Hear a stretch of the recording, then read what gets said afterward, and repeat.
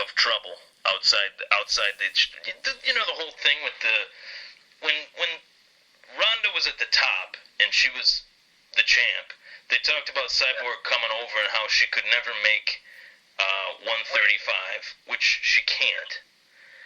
But along the way, she was fighting in another organization. She fought in Strikeforce against Gina Carano. Obviously, she knocked her out quickly, and then shortly after that, she had like one of the highest amounts of steroids in her body that any fighter has ever had.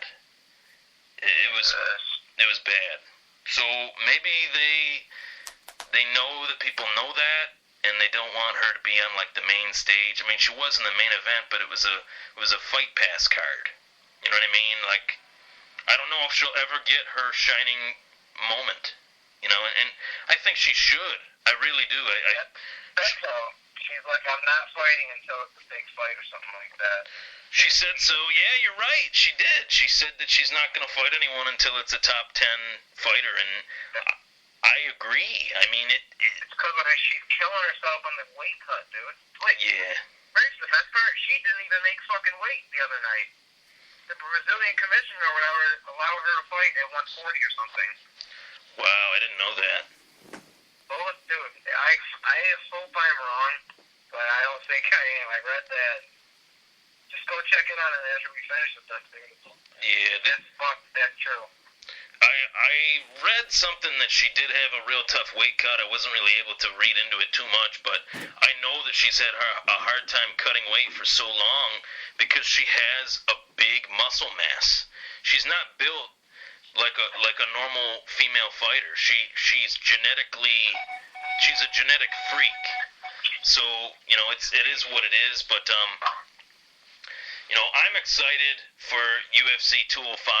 There's a lot of storylines heading into that, but obviously you got to talk about the storylines that have taken place the last few months within the UFC. Obviously, Stipe Miocic retained his belt. That was a big win. What was your take? Did you see Stipe winning? I actually picked against him versus Overeem. I only had Stipe winning because he was in Ohio. Like, I had him rising to the occasion because he was in Ohio, and he's just like, it's a great story, and that's why I had him winning. I didn't see him losing to anyone that night. Yeah, that's... Beast. Like, he's an animal. His hands are amazing. Yeah, they are. And but did you see, he got touched by Elster, and he went down. He went down like a sack of potatoes. Like shit, but he got out of that shit, dude, and guess what? He got up, he's like, alright, time to... What impressed me more was not the fact that he recovered from the punch so quickly. What impressed me more was in the midst of him recovering from that punch, he defended Alistair Overeem's guillotine, which is not... Like what? Yeah, that just to digest all that was almost... It was that fight was like too much to handle for me. It was just like back and forth. And I thought Overeem would win just based on the fact that he has the resume that he does. But I think he's so late in his career that he doesn't have a chin. He has no chin. Alistair? Yeah. Oh yeah, he's done. Yeah. And it's sad because I like him. He's been fighting forever. He's had like 81 fights, right? Yeah, it's bad. 81 total fights, I believe. Yeah. And he's only in his mid-30s, but he probably has the chin of like a 60-year-old man. Like, it's just bad. I remember when he got knocked out by Travis Brown. Travis Brown did kick him in the face, but when was the last time Travis Brown knocked anybody out? Yeah, I didn't feel impressing anyway. Travis Brown should be cut. He should not be in the UFC. Another guy that should not be in the UFC is Roy Nelson. Roy. And that was the next thing I was going to talk about. Good segue.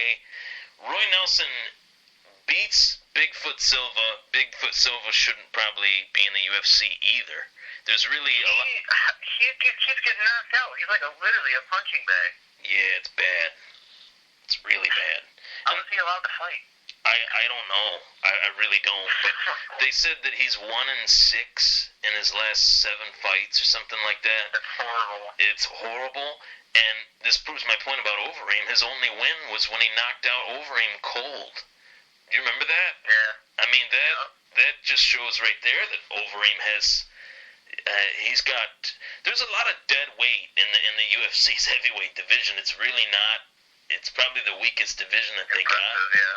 And what was your take on Roy Nelson kicking Big John? And what do you think will happen to Roy Nelson? I don't know why it took Dana so long to do something about it.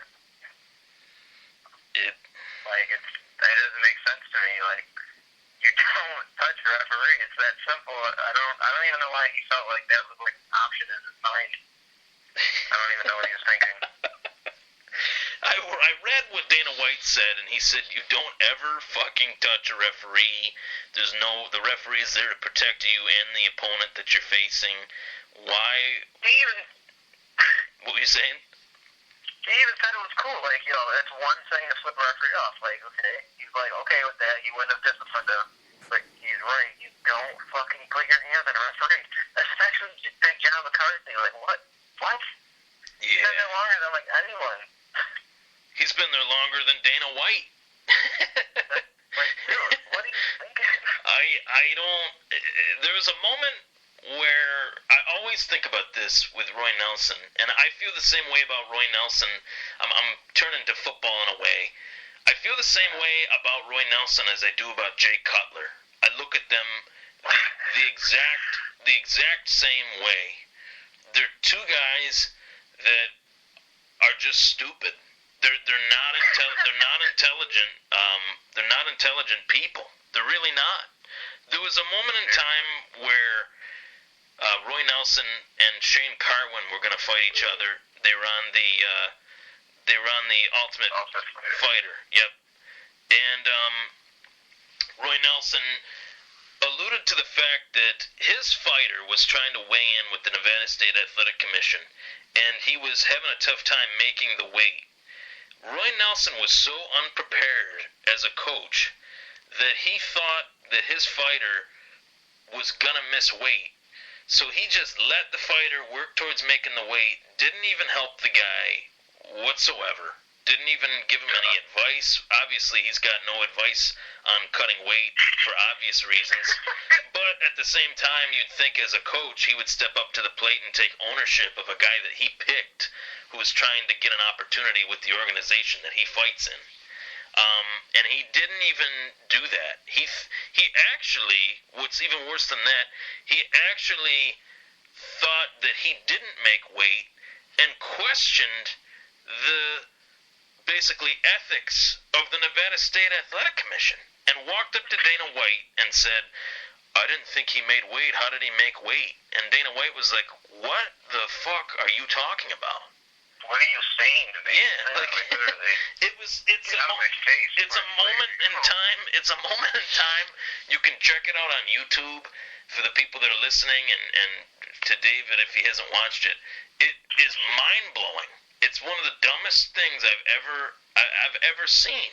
He's not a smart guy, and honestly, he makes the sport look bad for a wide variety of reasons. He's not really the best fighter. He obviously doesn't have the best physique, and he's somebody that, for the lack of a better term... Celebration. I'm sorry, man. No, you're good. You go. It's celebration is him rubbing his belly. Like, really?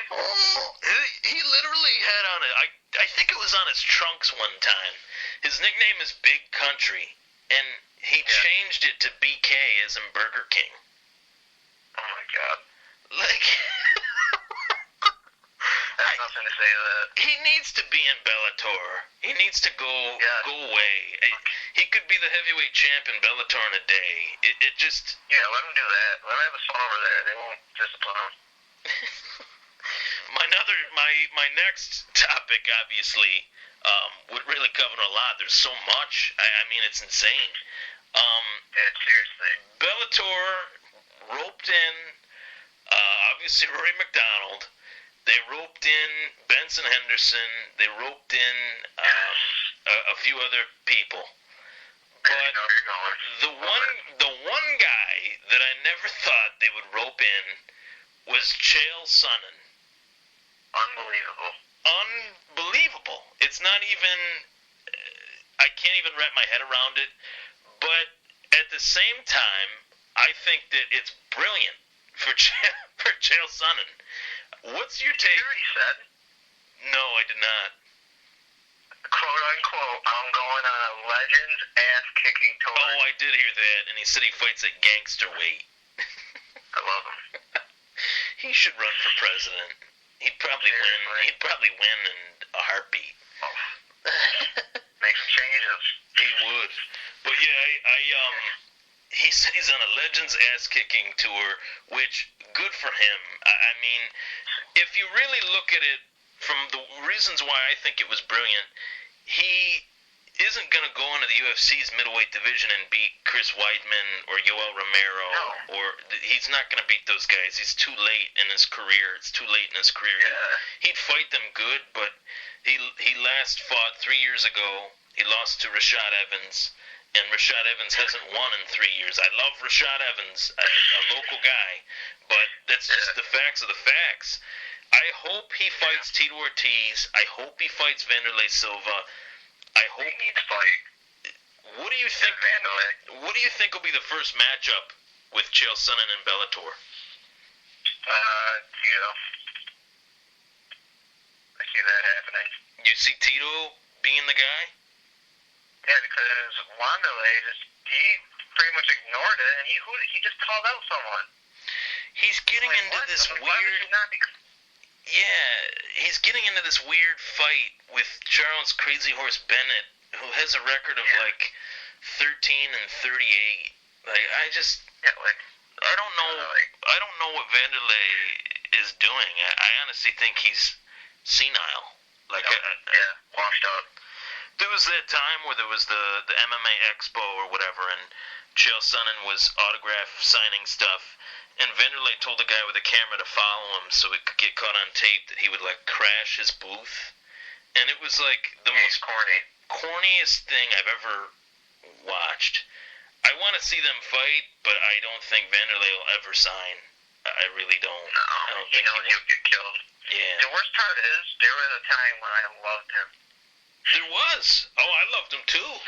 He was one of the reasons why I started watching mixed martial arts, and he's just a shell of himself.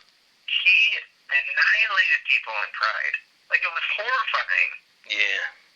He would destroy people. He destroyed Dan. He was one of the only people that could honestly say that they got the full-out better of Dan Henderson. Yeah. That's no small feat. That's... No shit. No. It's no small feat. And it just, I think he's just trying to get a paycheck. His best days are far behind. His last best performance, he fought Brian Stan, and Brian Stan's been commentating for like 5 years. You know, it just... But you think Chael will fight Tito? I think Chael will fight Tito too. I think Tito needs to work on his trash talk game. I think there's a lot of work to be done there if he's going to fight Chael Sonnen. He alluded to him as being the bad girl or whatever. That was pretty stupid. Good one. Yeah, that was not good. My nephew could have had a better comeback for that.